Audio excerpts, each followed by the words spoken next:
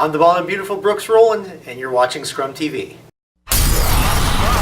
Straight off the pages of the scrumsports.com and into your ear holes, it's the Scrum Sports Podcast with your hosts, Ryan Adams, Trevor Grout, and the bald and beautiful Brooks Rowland.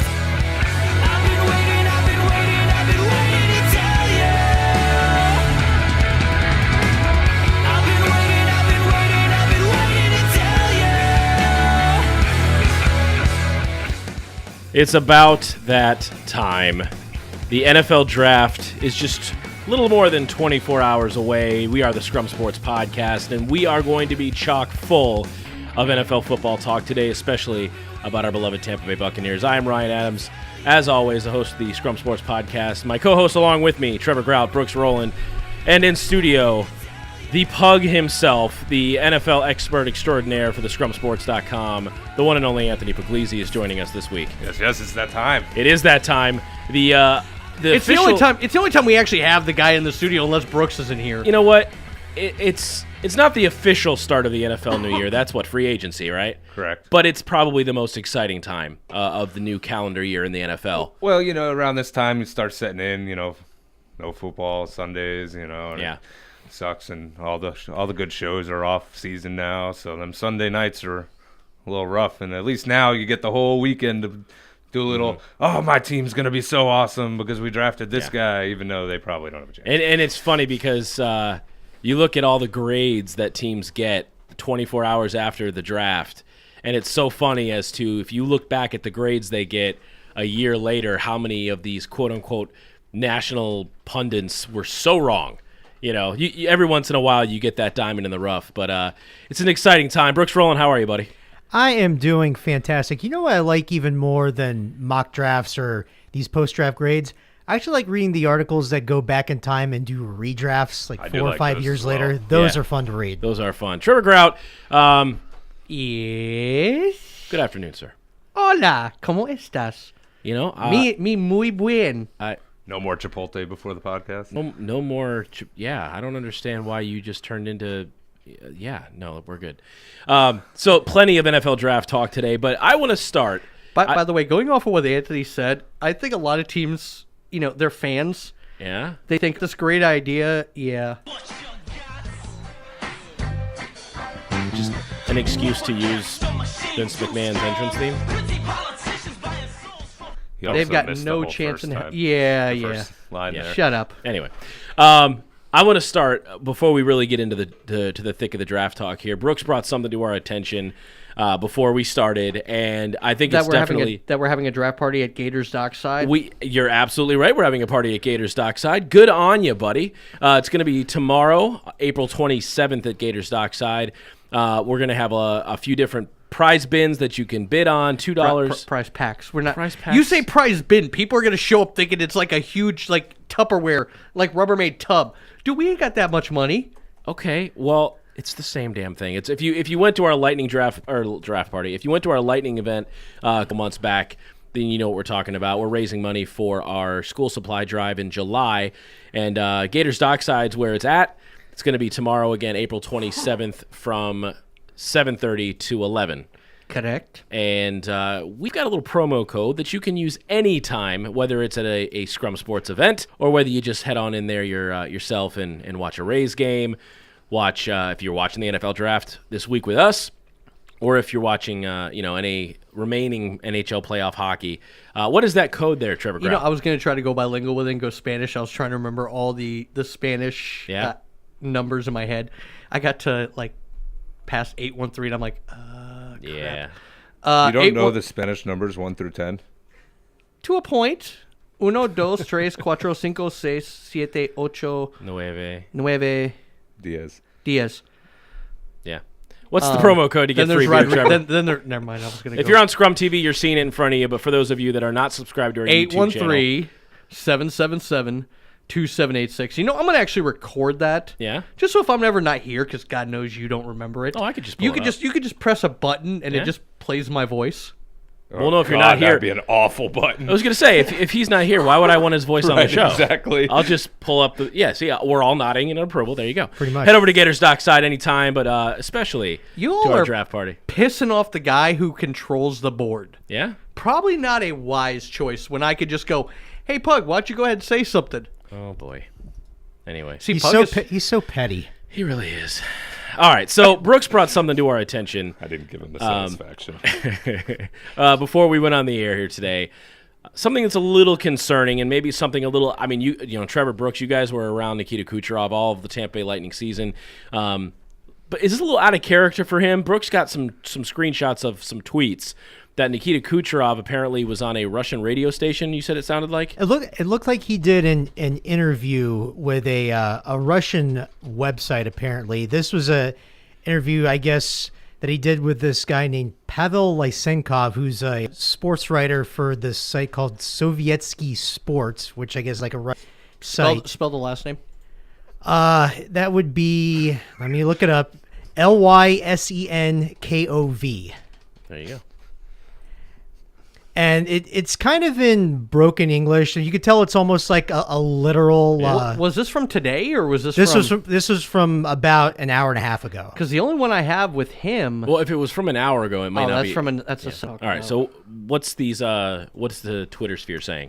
Well, here's basically the gist of it is that he talks about how at the beginning of the season, I guess talking about how the season kind of didn't go the way they expected, To say the least. And, he says how he had some great chemistry with Vladimir Mesnikov and Steven Stamkos. And I'm kind of paraphrasing it because it's a literal translation from Russian to English. So it's, it's a little bit broken. Yeah. But he says after the Stamkos injury went down, he was talking about how the coaching staff started shuffling lines. It was basically hard to get used to because he felt like the guys he was playing with didn't play at Stamkos' level, even though he played with Druin, and he said that was good, but the coaching staff didn't keep them together. And yeah, I mean, it's a little concerning because he just kind of puts it out there. He also scored 40 goals, so nobody's really crying for him. Well, yeah. I could understand his frustration. You guys have said it on this show many times, and I'm sure you mentioned it on your Lightning Power Play show, that you have to scratch your head sometimes as to why John Cooper keep shuffling the lines as much as he did. He went to the Joe Madden School of Lineups. I guess so, but does it? And I'm sure it has something to do with all the injuries they sustained. That's a part of it, but at the same time, everybody deals with injuries. Of course. I mean, the Pittsburgh Penguins blue line got slammed by injuries over the last half of the year, and guess what? They're in the second round of the playoffs. Yeah. They made it to the second round without their best defenseman, Chris Letang, who's not even coming back until probably October. Do you think though that Nikita Kucherov saying all this the way that he does, he's throwing some people under the bus A little bit. Well, Okay. the second part of this, the second screenshot I got, here's like the exact quote. It's like I said, it's kind of in broken English, so I'm going to try. He says, and some guys overstayed in team, I guess, stayed their welcome. Mm-hmm. He said they've got their money and stopped working. They knew there's no competition for their positions, and organization is not going to take someone else. Not that we necessarily agree with what he's saying, but I'm sure a few names would pop into our heads as to who he's maybe referring to. Some of the guys that have been here maybe a few years that have had down years this year, maybe. Seriously, round table, are you guys okay with a star player of any team in any sport? Is it okay for them to come out after your team, chokes away a playoff? Here's the thing. What he's basically doing is he's kind of, the guy was the number one player this season. There's no doubt about that. But you're kind of by saying some guys overstayed their welcome, even challenging John Cooper, saying, he kept shuffling the lines. It almost seems to me, because, before his big contract, we hardly ever heard from Nikita Kucherov, if ever. I've been covering the team now 3 years. Yeah. I can't tell you how many times his number was on the whiteboard. Well, even Brooks has said that he can't remember much of him saying much at all in locker rooms. And from the time that I've covered the team for 2 seasons now, and I can say from experience, Kucherov he's not a very talkative guy. You could tell that he's very shy, very kind of reserved. His English is not. You can understand him. Clearly, he's not that shy. Well, but I think he's a little more open, probably around Russian media. I don't think he's comfortable around North American media because he didn't really ever say much to us in locker room scrums. He was always kind of, just kind of going through the motions, look at Vasi. spouting cliches. Vasi's gotten better. Vasi's English, at least from, media day to now, his English has gotten a lot better. His English has gotten a lot better. He's opening up more. But, some guys just aren't comfortable around the media. And that seems to be the case with, a lot of Russian guys is that not all of them are necessarily media friendly. Well, you said star player, and I was actually waiting for you to say leader. Star player, I with leader, he is not, because a leader does not throw the rest of his team under the bus like that. I can agree with that. Regardless of what's going on, you keep that behind closed doors, and as a leader, you do what you can do to improve that problem, not just shoot it out to everybody. Are we comfortable saying Nikita Kucherov's the leader on this team yet, though? No. Yeah. Just because you're the best player, one of the best players, does not make you a leader. Right. Look at Gerald McCoy. Gerald McCoy is a very soft-spoken person. He loves to have a good time. Is he a leader? I wouldn't call him soft-spoken, but yes. McCoy's vocal. He's vocal, but he's not, like Warren Sapp was. No, I wouldn't put anybody on Warren Sapp's level. Just because you're the best player on the team does not make you a leader. Anytime. No, and it's a misconception. No ifs, ands, or buts. Yeah. I'm not going to hold this against Kucherov to a point. I do think there should have been somebody there going, hey, Nikita, you're kind of going to piss off your team. But who would have been in the room to be able to tell him that even understood what the heck he was saying? And remember, this was with a Russian reporter, so he obviously felt more of a comfort level. Of course. And obviously this interview was probably in Russian, hence the semi-broken translation that I tried to kind of paraphrase, if you will. Is it better that he did it in the off season rather than a month ago? Or would this have lit a fire under the team, maybe? I think that this might have been better played, I would say, right after the season. Yeah. Yeah, just get it out of the way. Let your thoughts be known. Mm-hmm. If you have to, go off in an exit interview and say what you thought was wrong. Mm-hmm. And then that way you've got the whole rest of the offseason to kind of iron things out because, let's face it, this team fell short of expectations. Yeah. They were expected by many, myself included, to be a Stanley Cup contender. I thought that they had a great chance to win the Cup this year. They fell far short of expectations. Trevor said cup bust. Yeah, and I agree with him. Yeah. Absolutely agree with him. And I think that there's this offseason, not a ton of changes, but there will be some decisions that will have to be made in regards to this roster. Joe Smith just tweeted not too long ago, those Nikita Kucherov quotes are accurate, albeit harshly translated per source. Strong words from arguably #Lightning's best player. And again, to Brooks' point, it's hard to translate, so the translation, again, was a loose translation. It does make it sound maybe a lot more harsh than it was meant to come off. Right. I guarantee you when camp comes back in, a couple months? Oh, I'm sure there's, I'm not ballsy enough to sit there in a scrum with Nikita Kucherov and go, so about those quotes you had. Yeah, somebody will ask. Yeah, somebody will. I'm not going to do it. I'll leave that to Joe Smith or Eric. But as going beyond the actual media concept behind this, as a fan, this doesn't bother you. As a fan of the Lightning, these comments don't bother you. Here's the problem: and I've said it on this show. You may have been here or not been here. I have a split personality when it comes to this team. There's the guy who has been a fan since the first ever game. There's the media guy. Okay, well, I'm Xing the fan guy right now. It bugs me. If you're asking me as a fan, it bugs me that he would say these things. It really, truly does. It bugs me that he didn't say this doesn't kind of light up like a Terrell Owens type light to where you have this player I'm not going to even say that you can compare him to that kind of caliber even in his own sport. But how long? Terrell Owens is a Hall of Famer in my opinion. But how many did he go to? Because how many problems did he cause? And this could be the beginning phases of a problem. You guys said he was very soft-spoken, and that's great. But obviously, if he gets in his element, a little bit more comes out. Here's the thing. This is the first sign of this type of issue. Hopefully it's the last. Hopefully, Steve Yzerman's already been on the phone with him going, dude, what the hell are you talking about? I'm sure Steve Yzerman will nip this in the bud real quick. But does it irk you at all that he didn't say it to his local media? No, he's in Russia right now. It's the off season. But to Brooks' point a while ago, it would have been better said while they were still here. Yeah, Brooks, does I it say think it what would the have been question better. was leading up to that kind of response? It did not. It didn't have the exact question, but it was the response. Yeah. It was strictly the response. I would have liked to know the question because true. that could be very influential on what he said as well. Was he almost baited into it kind of thing? Yeah. Yeah. All right. Well, speaking of being baited. You said baited. I did say baited. Master? Perv. Wow. Beavis and Butthead in the house. Shut up. Oh, yeah. Jameis Shut up, Winston. baldhead. Jameis Winston was recently said in an interview that he would love to have Dalvin Cook here. The interview was almost baiting him into say, yes, I would love for the Bucs to draft him. But Jameis being Jameis... Time out. What? He also said he'd love to play with Adrian Peterson. He also said, hey, I'd love to have Roberto Aguayo here. I understand that. But to Oh, you mean that move that you guys all defended last year when I said it was ridiculous that they traded back into the second round? But hold on. Here's the funny part. So if I'm working for you and I say, hey, we really need to hire Brooks, and Brooks' performance kind of drops a little bit, and he's not what you were expecting when you hired him.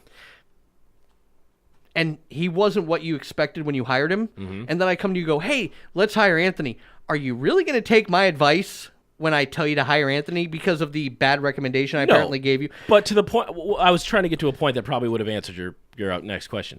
To Jameis's point, he said he endorsed Dalvin Cook. He said it would be great to have another Noel, but he also said, in so many words, I'm going to trust the process, and I'm going to trust that Jason Light, and my coaching staff are going to make the right choice come draft day. That is a wise thing for him to say. Again, very mature thing to say, and like Jameis always does, he's always the first one to say, I'm going to do my job, and I'm going to let everybody else do theirs. And by the way, you chastising us for blocking, for saying we agreed with the kicker move.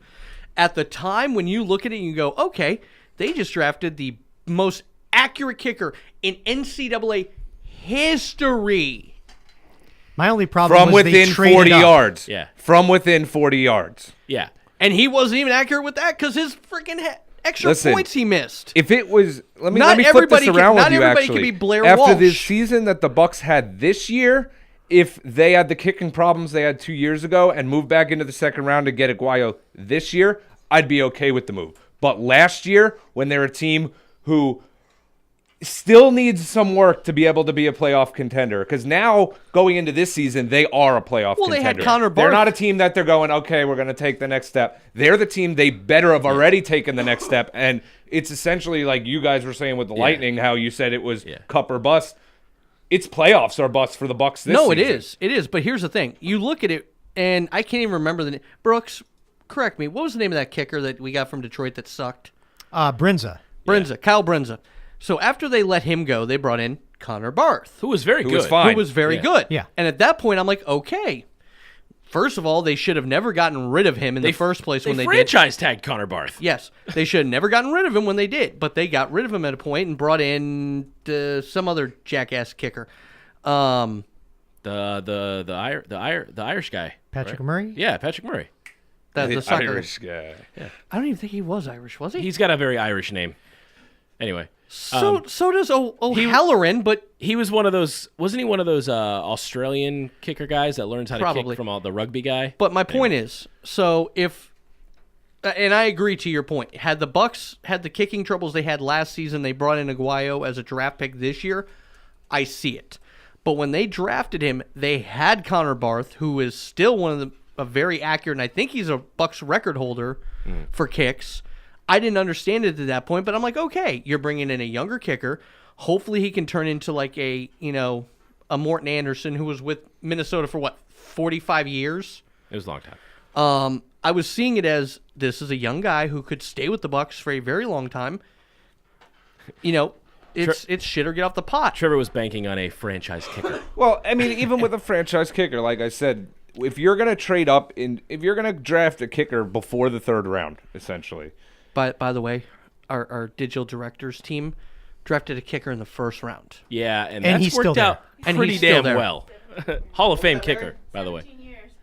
Yeah, 17 years. Janikowski's a in Hall the of Fame first kicker. round. Okay, I want you to go back 17 years ago and tell me how good the Oakland Raiders team was. If you had let me finish, Yeah. like Ryan was telling you earlier, okay, let me finish my point.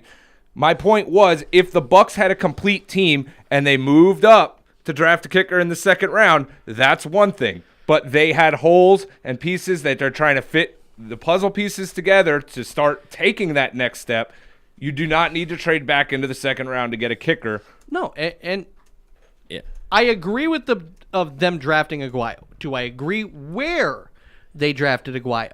No. All right. Well, it's 2017, and Relax. I would say Relax. Yeah, relax. It's 2017.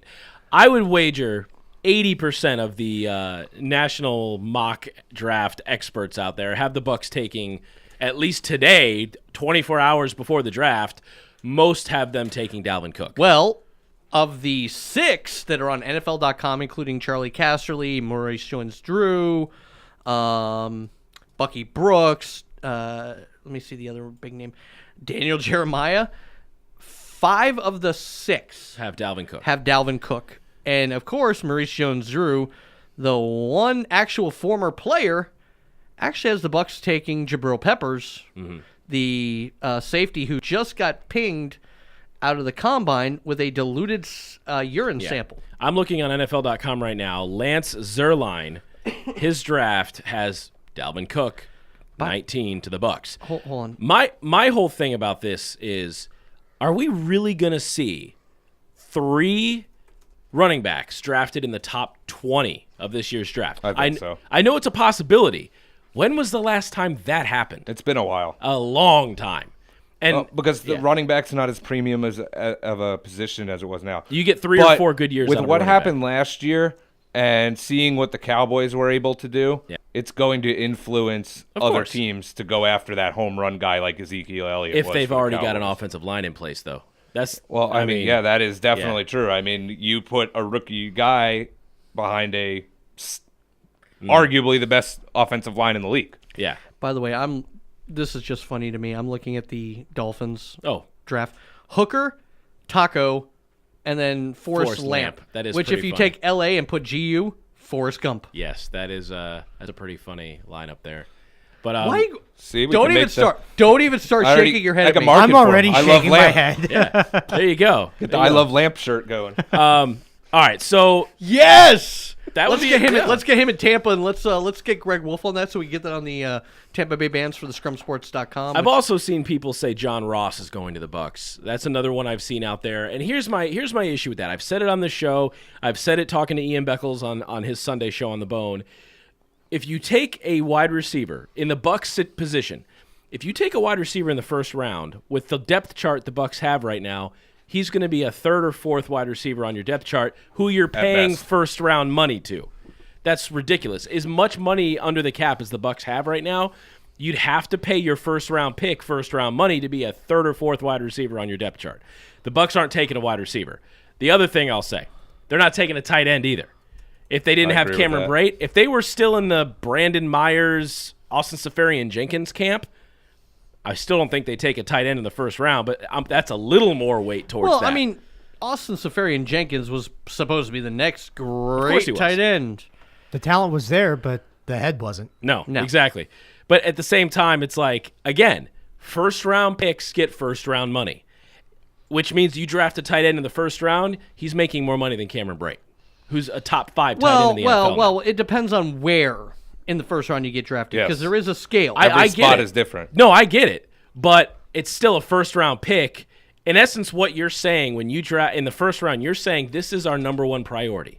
Okay, and really, when you draft in the first round, that's what you believe is your number 1 priority.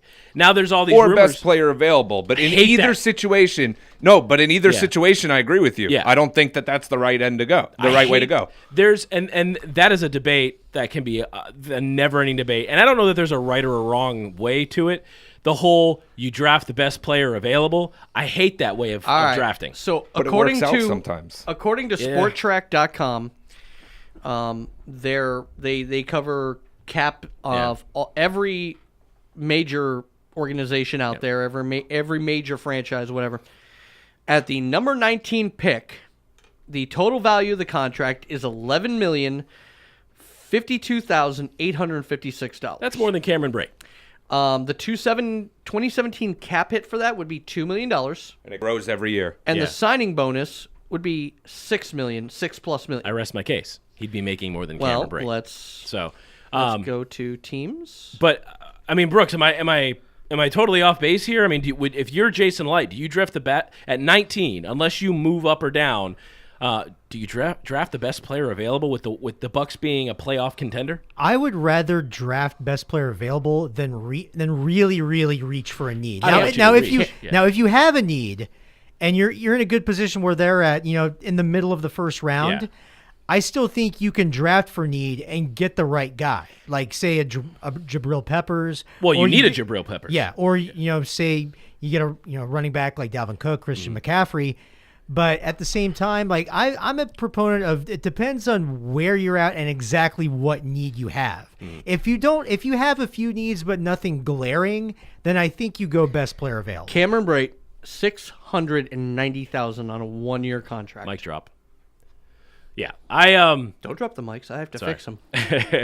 But I can agree with that. Again, if you're in a position where you don't have, like you said, any glaring holes, then maybe you do draft the best player available because no team's got a perfect depth chart. Well, look at like 2 years ago, at being obviously having the New York backgrounds. The Jets took Leonard Williams with their 6th pick when they had Sheldon Richardson and Muhammad Wilkerson already. Well, look at all that happened with Richardson after that happened. Yeah. Between the whole getting arrested and just not performing up to the level that everybody thought he would last season, and now all the talk is about him getting traded and this and that. But now they can do that. They can afford to trade him because they have the next guy in place. Well, think of this. I've seen a couple that Bucs need to draft a pass rusher, and I think to myself, do people forget about Noah Spence? Have we forgotten about Noah Spence already? No. It doesn't help or it doesn't hurt to have depth though. But no, and you're right, and we've seen that over the last couple of years where the Bucs have really needed that defensive line depth. But do you draft a first-round defensive end when you've got Noah Spence, who's going to be a starter this year? I think he only started a handful of games last year. Robert Ayers had a good year in his first year with the Bucs. He's locked in for a little while, and you've got He's locked in until 2019 on an almost So $20 Will million Golston? contract. And then the guy they got from Washington too. Chris Baker, defensive Chris Baker. tackle. Yeah. So okay, but let me put it to you this way: that's a very important position on the defense, course. especially because if your defensive line can get to the quarterback, even with changes your everything. poor safety play, it helps them out. It gives them the extra half a second. But let me put it to you this way: we all agree that the Bucs need safety help. Of course. Okay. Yes. And we all agree that getting a running back isn't the worst move either because it provides insurance because we still really have no idea where the whole Doug Martin thing is going. Exactly. What happens when your top 3 running backs are already gone at 19? Not saying it's going to happen, but just throwing a scenario out there. And your Jabril Peppers and your Adams are all gone. Then you're really looking at guys who you're reaching to grab those needs, like Brooks was saying earlier. Why not create depth at the defensive line? Because 19, I guess you could go offensive line there. That's like the cusp. Remember, we were talking before this started, and I said usually about 20 or below they should start because this year's class isn't what it's been in the past. But that's the situation where you go for that best available player and build the depth without having to reach for your need. I thought Chris Baker was a defensive tackle. He is. But we're talking about the defensive line as a whole. No, they have him set up here as a defensive end. Well, that's Sport Track. That's not like the team. Well, or no, anything. that was actually even on Madden when I updated the new roster, had him at defensive end. I don't know. So if he's playing defensive end opposite Robert Ayers, Noah Spence ain't starting. Maybe he's one of those guys that can play inside and outside, like Because you still have you still have Clinton McDonald on a 4-year, $12 million contract. You still have, I think, Spence is gone. No, Spence is up there. I don't know No, why he's not. Yes, he is. Third from the top. Yeah. Akeem Spence. Oh, Akeem Spence. Akeem I mean, it Spence. really all depends on where you go. Yes, they have him listed as a defensive end, but even his wiki page has him listed as a defensive tackle. Yeah, If it's on Wikipedia, it must be true. I get what you're saying. And is Jabril Peppers the only and again, Pug, you would know, is Jabril Peppers the only guy that you would draft in the first round at DB wise? Like if he's not there at 19. No, I mean, so that's what I'm saying. DB is a better need than There's offensive that line. safety. I don't even think Pepper's to be honest with you, especially with the whole failing the drug test thing. I don't even think Peppers is the best safety. And this hurts him. And see, here's the thing with Peppers. Peppers caught a ton of attention because of his versatility more than anything else in college. It wasn't necessarily that he was this awesome safety that, couldn't be touched. It was his versatility. So there are guys like Malik Hooker. There you go. There's for you right there. Who could be a better overall safety. And it makes for amazing memes and jokes on this show. If the Bucs drafted him. And there's There's also the kid Jamal from- Adams from LSU. Yeah. There's the kid Those from guys are going to be gone though by the time the Bucs they're pick. top. Yeah. They're what about top the 10 safety picks. from easily. Washington? Oka. I can't remember. He's been tied to the Buccaneers at one point or another. The only player from Washington I've heard tied to the Bucs is John Ross. Maybe it was Connecticut. Yeah. Hold on. All right, so we're not going to hold on though. But yeah, but let's go back to John Ross then. There's a lot of people that think the Bucs should go John Ross because you can throw him in. I feel like if you draft John Ross, bye Adam Humphries.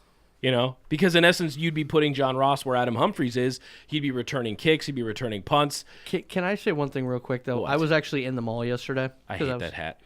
Have you Buda guys Baker? seen this? No. That's your safety out of Washington. Buda Oh, yeah. Baker? Okay, yeah. Look at this hat. I hate that hat. This is shiny red. Yeah. That looks terrible. I don't like the bill. I like that. I like that, but I don't like the bill.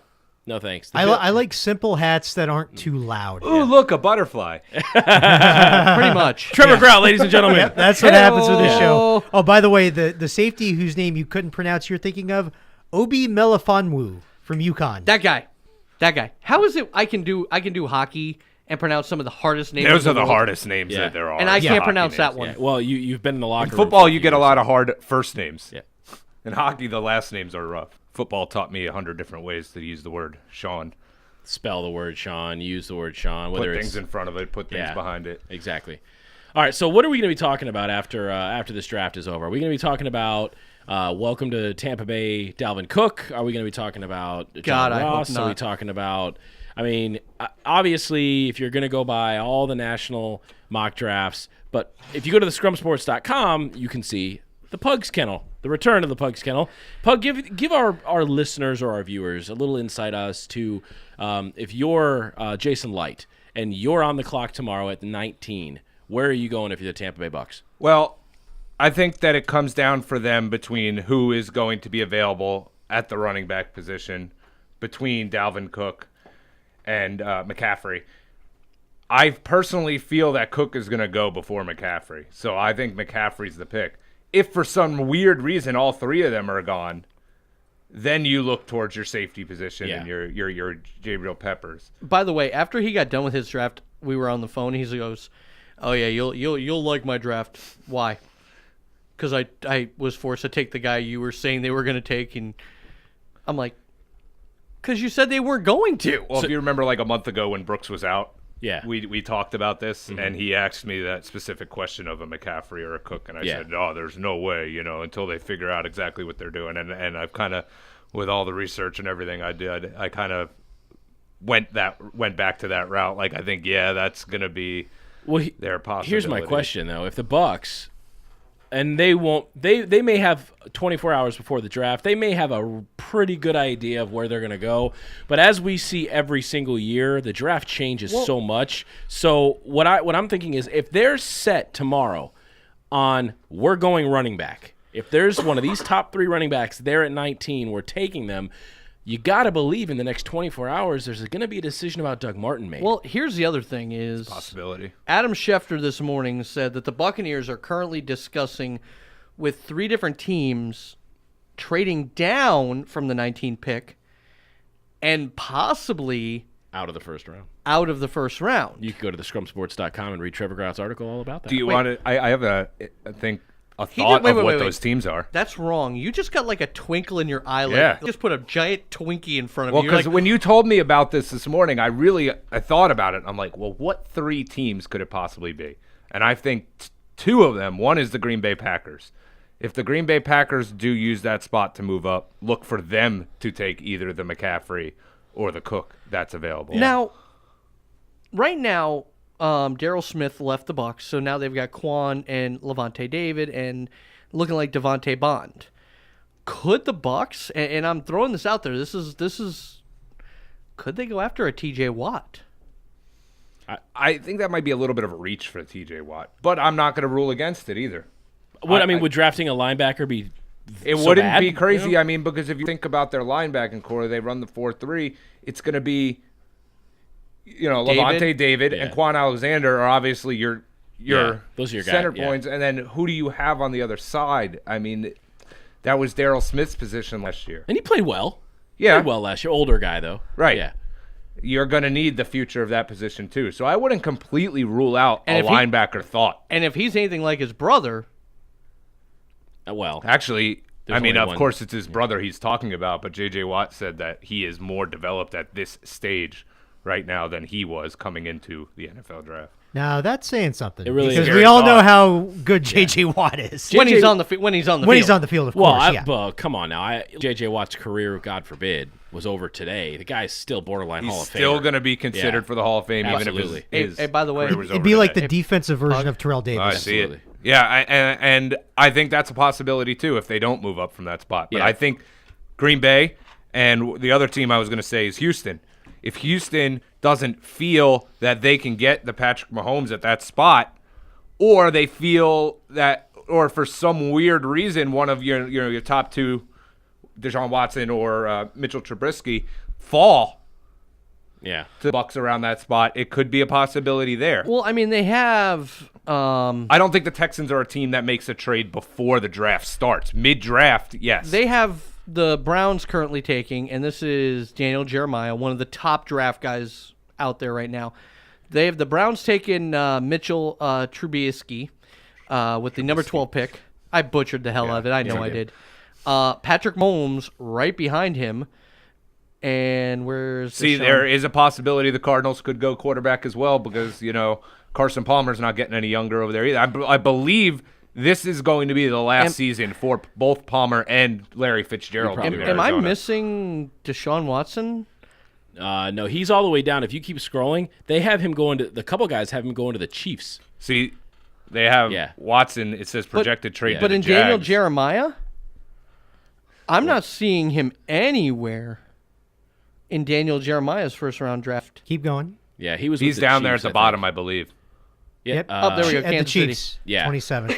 That would be a hell of a pickup for Kansas City. It would be. I mean, I know Alex Smith is another one of those guys. He's in his early 30s. He's maybe got a couple of good years left. Had in a him. career rejuvenation in Kansas City. This is true. And again, here's my whole thing about if you're a playoff team, why are you going to run like, for example, if they draft Deshaun Watson in the first round, if he falls that low, which I don't think You talking he about will. the Chiefs? Yeah. Why would you – you're a playoff team. You're probably going to be a playoff team again. Your defense is good enough. Your offense is good enough. Why would you put that in the back of Alex Smith's mind by drafting a quarterback first? Deal with Alex Smith. This is what you get with Alex Smith. You get a guy who's not going to turn the ball over a lot, but he's also not going to make you say, wow. Of course. He's not gonna make, you know what I mean? And with a guy like Deshaun Watson, he could possibly make you say, wow. Now, one of the knocks against Watson going into this draft is his arm strength. That's obviously something NFL teams will be able to work on. Yeah. But it's never going to be like, I don't know if you know too much about the quarterbacks in this draft, but Pat Mahomes, even though he's not up there with the Trubisky and the Watson, his arm is insane. You guys have heard what Deshaun Watson has said about if you draft Trubisky you're over gonna me. regret it. Yeah.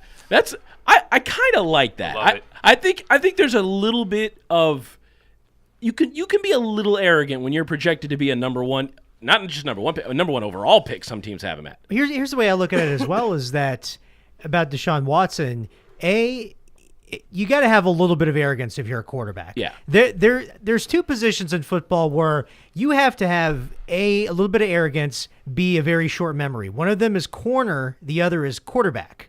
And I think, Watson not only does, based on that quote, does he have, some of that little bit of swagger about him, the guy's got a championship pedigree. He won a national title at Clemson. Look what he did in that championship. Yeah. game. He Exactly. threw for, 460 something yards. I And believe it was. not to mention, he has about 3 years starting experience with Clemson. Yeah. My big knock on guys like Trubisky is the fact that he had only 13 starts at collegiate level. I've always been a little leery of guys that only have about 1 year of starting experience and then get taken real high in the draft. Ryan Mark Tannehill. Sanchez. I was Yeah, just going to exactly. say. By the way, the last 10 picks at number 19, Michael Griffin, safety to the Titans, tackle Jeff Ota to the Panthers, Jeremy Maclin to the Eagles, Sean Weatherspoon to the Falcons, Prince Amukamara. All these guys are still relevant. defensive end Shea McClellan, tackle Justin Pugh, tackle Jawan James, center Cameron Irving, and defensive end last year Shaq Lawson. Okay. There's a few names in there that are. Other notables: Antonio Cromartie, Yeah. John Alexander, Okay. Marvin Harrison. Yeah, there's some guys that. Look, you're going to get me get a started good on player in the first round. Oh okay? God, what go? You want to take a pause and do the Marvin Harrison would never, ever, ever be in the Hall of Fame if it wasn't for Peyton Manning talk? Are we going to go there? Because. Because, I mean, that's completely going off topic. Wait, but are we that's- going to debate? Wait. Is this a debate? Yeah. No, I don't think it's. Here's the thing. No. Come on. I haven't had one this week yet. And the Wow, you sound like a petulant child. So right I think now. you should Jeez. move on now. He just ruined it for me. It really, and not to mention the emotions that you just did. With what you just said, I want to apologize for everybody on Scrum TV right now that just had All to of take you that are in. left after that. Yeah, exactly. I'm very, very sorry. Look, it's a draft show. We're going to talk NFL draft. It's 2017. And okay? technically, no. If Peyton Manning, boy. depending on who the quarterback was in Indianapolis, now there could have been, say, Tom Brady got drafted to Indianapolis.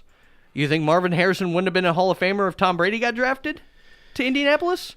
Or Ben Roethlisberger? You realize when it comes to Tom Brady, All right, so I guess I won't say specifically on Peyton Manning, but a top-tier quarterback made him who he was. but Yes. do you realize with Tom Brady, while there is no more argument that he's the greatest quarterback of all time, No, he's the GOAT. he is the GOAT.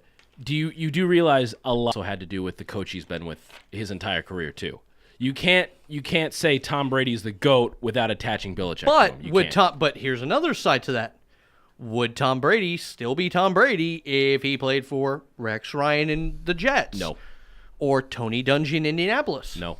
Or what happens But I if mean, you Aaron could- Rodgers gets drafted by the Yeah. Bucs Right, in you can 2005 do instead that of Green Bay? argument Hey, 100 different we ways. had the little Rodgers at one point. You could do that argument Really? 100 different ways. You could could. even say guys like Dan Marino, if they weren't on a Dolphins team that really didn't give him much support throughout his entire career. What if Marino wide would've been a receiver Cowboy? Wise. You know? Yeah, Yeah. what if Marino had went to the Cowboys and had Michael Irvin and Emmitt Smith and Yeah. all that? There's a lot of players you could say that. You could look at, would Mike Evans be a top 5 wide receiver in the NFL if he were in Cleveland? No. No. He Top wouldn't be. 5, no, but I Yeah. think he'd still be respectable. He'd be I respectable. mean, Travis but, Benjamin for a brief time. Travis was Benjamin made a name for himself 2 years Yeah. ago in That's Cleveland. true. Last year, That's Terrell true. Pryor made himself a name in Cleveland. Terrell Pryor was. I mean, granted, Cleveland is a freaking dumpster fire. It is. Ooh. No, don't do it. Don't do it. I'm, No. I'm telling you right now not to No. do it. Look at Pug's face. I don't Pug's care. Pug's like, do not doing Do it. Brooks, Don't you look do like it. you were going to add Don't some do intelligence it. to this conversation. I would. Well, now I'm just going to say, don't do it. Yeah. That's what I was going to say in regards to seriously. Trevor's deal. Don't but do no, it. I was going to I'm throw not in. gonna. I was going to throw in do Corey this, Coleman's Brooks. name as well before he got hurt. Yeah. He was Hey, actually putting up some Pug. decent So I numbers. shouldn't do this. No, I will. So let me just explain my Marvin Harrison thing and we'll be done with it, okay? So Peyton Manning was drafted in 1998. Marvin Harrison was drafted in 1996. 96, 836 yards. 97, 866 yards. 98, which was Peyton's first year, which he was not successful was in his horrible first his year. first year. 776 yards. Then in 99, when all of a sudden Peyton started lighting it up, start taking a look at these numbers, and I'm not going to read the name. I'm going to go year by year from 99 on. 1663, 1413, 1524, 1722, 12. That's a product of your quarterback. That's But not he a didn't fluke. have any other wide receivers at that point. He had him and he had Dallas Clark. Dallas Reggie Clark Wayne. came along later. And Reggie Wayne came around in what? Came along in the 2001. early I 2000s. think it was 2001 when he came in there. Yeah. It was only a few years that it was pretty much just Peyton and Marvin, but Yeah, look, you could say that with a lot of players. You could say that for defensive players if they would have played in X system instead of X system. Yeah, but there's certain players like Derek Brooks, Warren Sapp. I think no matter what system they played in, they still would have been Hall of Famers. There's raw ability. Those guys had raw ability, you know. I think I agree with you on Derek Brooks, and I'm not 100% sure on Warren Sapp, to be honest. Well, when he went with to you. Oakland, he had one double-digit sack season, and he played in Oakland, 4 years? 3 or 4 years? Because I think He was on the a lot downside of your of his career, defensive line guys have to do with the other guys who are around you, too, and that Yeah. was a Well, stout did you defensive hear- line for the Buccaneers. Did you hear what Chris Baker said when he got signed by the Bucs? No, what did he say? He goes, "It's awesome to have a guy like Gerald McCoy next to me. I've never had a disruptive defensive tackle like him next to me." I legitimately think this could be the first season we finally see a double-digit sack year out of Gerald McCoy. I can agree with that. Yeah. Well, who are you going to block on that defensive line? I mean, let's say Chris Baker is a defensive end, arguably. You got Clinton McDonald, who's a great run stopper. You got Gerald McCoy, Robert Ayers, and Chris Baker. Who are you going to double team? You have a lot of role players, like a Clint McDonald, I think, is now just a role player on that team. But who are you going to block? So- And you got Levante David and Quan Alexander at any time blitzing you. Yeah. Who are you going to block? Well, who are you going to double team? I think just You're obviously right I over there, don't know Mary? what game plan they're going to go with, but I would say Baker is more suited to be in running run situations, stopper, being the run stopper, and then then they bring in Noah Spence as a pass rusher. I think the Bucs have they've got one of their deepest defensive line depth charts in a while. And proven guys, not just, Goldston had one of his better years last year. Noah Spence really started to turn it on there. 5.5 sacks in his rookie year. Robert Ayers, I think, had 6 sacks. Here's the thing. I would rather have a depth chart of 5 or 6 D linemen that anybody at any given time can come in and sack the quarterback than have one guy that puts up 12, 13 sacks. If I've got a good balance on my depth chart of quality guys, and then you've got Gerald McCoy, who's a star. Noah Spence could turn into one. I agree with Yeah. you on that, because then you can't game plan specifically for one guy. Exactly. Well, let's see. I mean, look here. Like I said, you said Quan Alexander 3, Levante David 5, Yeah. And Goldston 3, McDonald Yeah. 3.5, I Gerald just- McCoy 7. I want to see McCoy get to that 10 sack mark. I really do, because here's- you could put the argument to bed that because there's a lot of people out there that think, They when aren't 100% on him. when he was drafted, Warren Sapp's name came up all the time. The first few years of his career, when he couldn't stay healthy, people were saying, "Is he a bust?" He's a guy that's a product of the injury well, bug. I mean, that year you also had taken right before him Ndamukong Suh. Well, and he'll always be attached to a Dominican. So it's one of those things where I think the two teams were kind of like, okay, if the Lions take McCoy, we're taking Sue. Lions take Sue, we're taking McCoy. I think that they avoided a huge problem by not getting Sue. The Stomper. Yeah, Brooks, you were the nut shots and Yeah. all that good stuff. Yeah, the thing about McCoy as well is I think a lot of people that have had grief with him it's because he's never been, or very rarely has been, a guy that comes up with that big stop or that At a key or moment, that big yeah. sack at a key moment in the fourth quarter. Yeah. He'll get those those sacks in the first half, but you don't see him in the fourth quarter too often. We've seen him make a couple of big game-changing plays in the last couple of years at times, but I think one of the big problems with him that fans have had is that we haven't seen enough of it in the fourth quarter when the games are on the line. And is it me, or does he get sacks in bunches? He'll have like a 2-sack game Yeah, here, he and then he'll does. go Oh, yeah. silent for 3 weeks, But- have another 2-sack game. Even with J.J. Wilcox coming in, though, Pug, do you think Keith Tandy did enough at the end of the year to secure a starting job? No. At least going into training camp? No? No, that whole defense played at a whole different level Yeah. for, the 5 weeks? And so singling out one guy and saying that he was responsible He was for a that. big part of it. Again, that goes with yeah. the whole depth thing that we were talking about earlier. When your defensive line is making more pressure and taking that extra half a second out or full second out that you have to cover a guy, it makes your job easier. I personally think they did not do enough at the safety position. J.J. Wilcox, and I've made this analogy to you. J.J. Wilcox to me is Bradley McDougald with more athleticism. To me, Keith Tandy earned the right to compete for the starting position. That I agree with. Okay, That I agree with. but he doesn't have enough. Again, I've said this on this show about many players. When you go into camp as the starter, it changes your mindset if you go into camp to compete as a starter. Well, Agreed. the biggest thing that the Bucs ever did, the biggest mistake going into a training camp as a starter, let's all be honest here, is when Lovie Smith came right out and said, Josh McCown's our starter. Well, again, There should have been a competition because he was never a starter before. He's a spot starter. He's a backup. Yeah. And Not Glennon, this year. No. the worst thing I ever had to do with Josh McCown is the press conference where he started to cry. I was the one that had to cut that audio when we were at the fan. And I'm just sitting there like, dude, there's no crying in football. Sack up.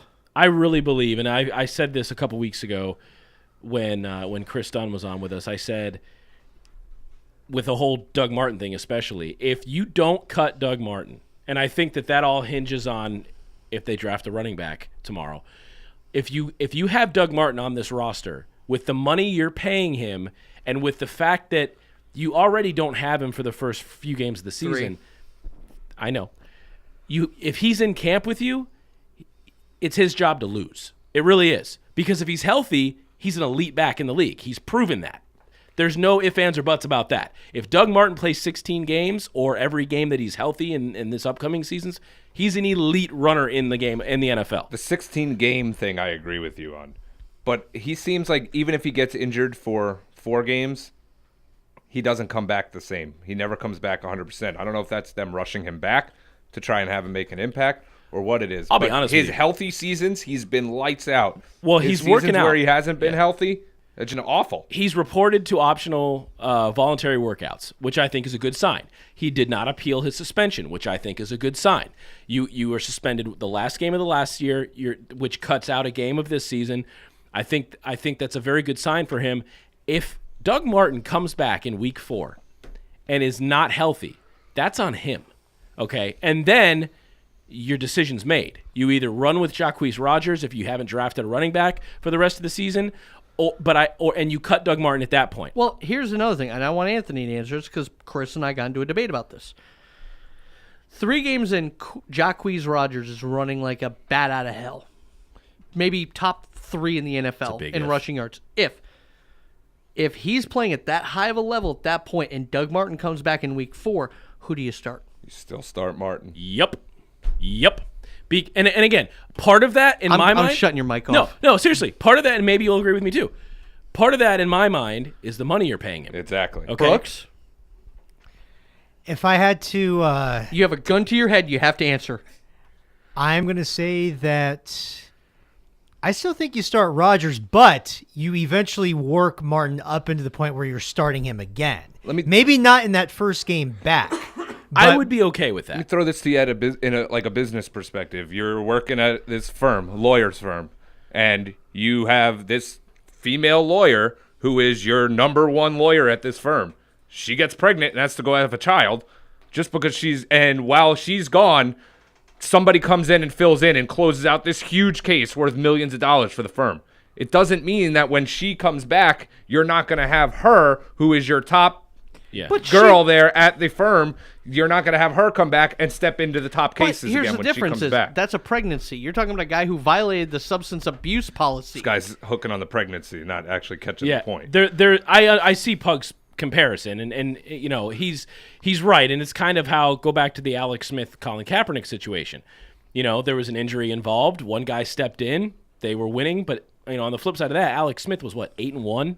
Or 7-1 when he got hurt. It's also the quarterback position. I mean, that's your guy that he gels the entire offense. But going back to something that you said earlier, Pug, on the show, and it's a pretty proven fact nowadays in the NFL. If you can get 3 or 4 good years out of a running back these days, you got yourself a good running back. Well, speaking of running backs, I mean, AP just signed the New Orleans Saints. But look at the deal he signed. When I saw the numbers, first of all, he said, I'm not playing for any less than $7 or $8 million, whatever it was. That was the total of his 2-year contract that he just signed. Yeah. He is not going to be a featured back in New Orleans. That is not going to happen. Ingram is. Not with the year Ingram's had and the career he's had there. And plus, AP's time is kind of winding down in the NFL. I mean, he's on the twilight of his career, and he's at that age where running backs break down, where they're just not the same. He's that they actually once were. past that. Yeah, that's a good point. Here's the interesting thing about Peterson. He may fall into that doldrum of maybe another wing of the Hall of Fame should be built for these guys. Greatest players at their position to never win a Super Bowl. I think that's why I think. And That's I not don't- why he went to New No. Orleans. That's what I'm saying. If I'm Adrian Peterson, I go to New they didn't offer him anything. He went there. He spoke with them, but they didn't offer him anything. I actually saw on social media like one of the memes where it said the agent was talking to AP and said, "Hey, AP, would you rather play for money or play for a ring?" And AP's answer is neither. And then underneath it was the Saints signed Yeah. Adrian Peterson to a 2-year deal. The only way I could see this working out for Adrian Peterson is, first of all, how many years was it in Okay, New Orleans? it's 2 years, but Okay. the second year, none of it's guaranteed. So essentially, it's a 1-year deal. It's just, He wants to maybe come back, prove that he can be healthy, and then sign a 2-year deal with somebody else, which is crazy to think about because that puts him at 36 years old. Yes. But, I mean, sometimes you get those athletes that can just play. Mm-hmm. Right. Well, it wasn't too long ago, Herschel Walker said that he could still be a running back in the NFL. Isn't Yeah. he the guy that was doing MMA? I think it was. I think he did do Yeah, some yeah. MMA. He I think it did was. do some MMA, and by all accounts, he's still in great shape. Even though he's He in his, is. I what, saw a his picture of 40s? him. I was like, wow, maybe. You never know. Here's the thing I think is pretty telling about where people think of Adrian Peterson at this point in his career. I didn't see any Bucs fans freaking out that we have to play Adrian Peterson twice in a season for at least this year. Nobody's freaking out. Nope. 2 years ago, we'd be crapping our pants. By the way, Okay. Herschel Walker. Yeah, that guy's a... Look at him. He's a beast. Wow. 2 years ago, we'd all be crapping our pants that Adrian Peterson is in our division. Okay, Yeah. But how cool would it have been? Again, hindsight. 2 years ago, to have the number 1 and number 2 rushers in the same division in the NFL. That would have been pretty sweet. it would have been Okay. crazy. Unfortunately, that's not the case anymore. They would have been fighting each other in the same division for that rushing title like Exactly. they did 2 years ago. The Tampa Bay Rays. Speaking of a team that is playing a little bit better than what was expected of them this year, the Rays are right around the 500. They're coming off a 2-0 shutout over the Baltimore Orioles in Baltimore, which is not easy to do. The Orioles have one of the best records in baseball to start the first few weeks of the season. They're finishing up their set in Baltimore today as Alex Cobb goes to the Hill looking for the 2 out of 3 up in Baltimore. I will be in Miami on Monday covering them as they head down to Miami for the second year in a row. I'll be down there. Are you staying at the Red Roof Inn again? I'm not staying at the Red Roof Inn. I'm staying a couple miles away from that. Is there a story behind that? It was not really a story, but I stayed at the Red Roof Inn was at the airport, the Miami-Dade airport, and it was nice, but it was just it was in downtown, and That's a far drive. No, it was literally 3 blocks away from Marlins Park. Or not blocks, but like So it wasn't downtown Miami. it was close. It took me 10 minutes maybe to get to Marlins Park. Downtown Miami is a place that I would prefer not to be in if I can help it any longer than I need to be. Oh, Okay. someone's scared. So, well, I'm scared of the fact that when I left Marlins Park last year, it took me an hour to go 4 blocks. Okay? I complain about, and as we all do, traffic in Tampa. If anybody's been to Miami anytime in the last few years, Yeah, I've been to Miami. oh my God. I would much rather Tampa traffic than that mess of downtown Miami. Here's a random question: worst traffic, Orlando or Miami? Orlando's awful too. The I-4 corridor heading towards Orlando is horrible. It's a shit show. Well, Yes. depending on the time of day. I got to Orlando from my place last Thursday. I left it, I want to say 6:30. I got there in 45 minutes. It's true. It depends on the time of day. However, I left Miami last year after covering the day game of the Marlins Rays. So I left 7 o'clock in the evening. It took me an hour to get to the interstate, which was 4 blocks away. The construction down there is absolutely ridiculous. You guys can go to thescrumsports.com. We got plenty of Rays content up there. Are we going to get traffic updates as you're leaving? Like, or can we go, like, get recorded and we just about do the... No, that's not going to So happen. close to ending the show nicely. I know, right? Go to thescrumsports.com. We got plenty of Rays coverage, plenty of draft coverage as the Pugs Kennel has returned. You guys can go on there. And even after the draft, listen to this podcast, watch Scrum TV over the weekend, and see how right or wrong we really were. Go to thescrumsports.com. You can check out Pugs always Kennel, see how right or wrong Pug was, which, let's face it, he's the Pug. Is he really wrong? You all owe me that $1 often? if I nail it. There you go. Follow us on Twitter at The Scrum Sports. Of course, Facebook.com/The Scrum Sports. Instagram is The Scrum Sports. And once again, join us at Gators Dockside tomorrow. April 27th, for some good food and football as the NFL Draft 2017 is upon us. For Brooks Rowland, Trevor Grout, and Anthony Pugliese, I am Ryan Adams. We will catch you guys next week.